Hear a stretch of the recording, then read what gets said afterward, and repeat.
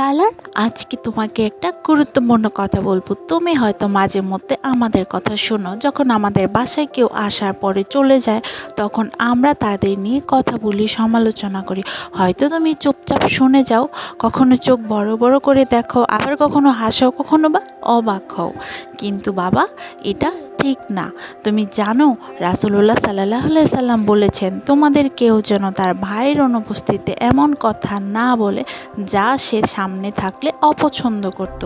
পিছনে কারো দোষ খোঁজা, কারো ভুল নিয়ে হাসাহাসি করা, এগুলো গুনাহ। আর সবচেয়ে ভয়ঙ্কর ব্যাপার হচ্ছে, তুমি যদি এগুলো ছোটবেলা থেকে শেখো তাহলে বড় হয়ে এইসব অভ্যাস তোমার হয়ে যাবে। আমরা ভুল করি ঠিকই, কিন্তু তুমি হবে সেই আলো যে আমাদের শেখাবে। যখন আমি ভুল করব তুমি আমাকে বলবে, মা এটা তোমার ভুল হয়েছে। তুমি যদি কখনো এমন কিছু দেখো, চুপ না থেকে দয়া করে তখন তুমি বলবে যে মা এটা ভুল।